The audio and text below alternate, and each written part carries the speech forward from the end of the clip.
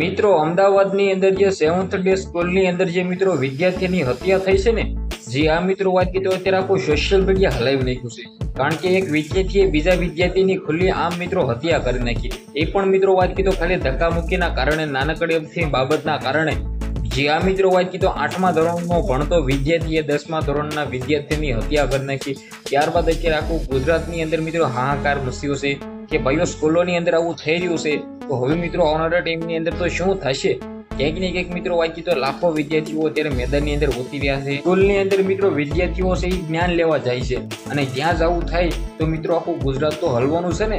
અત્યારે બધાના મા બાપ એવું વિચારી રહ્યા છે કે સ્કૂલની અંદર આવું થઈ ગયું છે તો આનો જવાબદાર કોણ? ક્યાંક ને ક્યાંક ડેફિનેટલી તમને લોકોને ખબર છે કે અમદાવાદની 7th ડે સ્કૂલની અંદર જે ઘટના ઘટી છે, ગુજરાતની અંદર ડરનો માહોલ છે કે મિત્રો આ શું થઈ ગયું. એક સ્કૂલની અંદર મિત્રો 8મા ધોરણનો ભણતો નાનકડો અમથો વિદ્યાર્થી છે મિત્રો 10મા ધોરણના વિદ્યાર્થીની હત્યા કરી નાખે તો મિત્રો કેવું થાય? ક્યાંક ને ક્યાંક બધાના માતા પિતા એવું કહી રહ્યા છે કે ભાઈ સ્કૂલોની અંદર આવું ચાલી રહ્યું છે, તો ક્યાંક ને ક્યાંક આવનારા ટાઈમની અંદર આવનારી પેઢીઓ મિત્રો આનાથી શું શીખશે?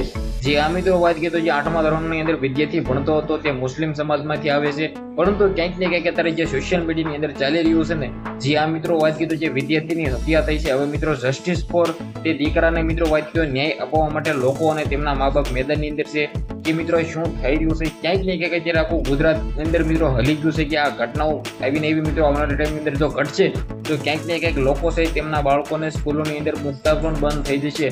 જે આ મિત્રો વાત કરી તો સ્કૂલ એટલે મિત્રો આપણે ભાઈ ત્યાં જ્ઞાન લેવા જાય છે, ત્યાં સંસ્કાર લેવા જાય છે, પરંતુ આ સ્કૂલોની અંદર જ આવું થાય તો હવે ભાઈ શું ચાલી રહ્યું છે ગુજરાતની. વિડીયો બને એટલો શેર કરી દેજો. આ ઘટના વિશે તમે શું કહેશો વિડીયોને બને એટલો શેર કરી દેજો. આજના વિડીયોમાં આટલી જ માહિતી હોપ કે તમને સમજણ પડી છે. આપણે એક નવા વિડીયો મળી જશે. બધા લોકોને દિલથી ધન્યવાદ. જય હિન્દ, જય ભારત.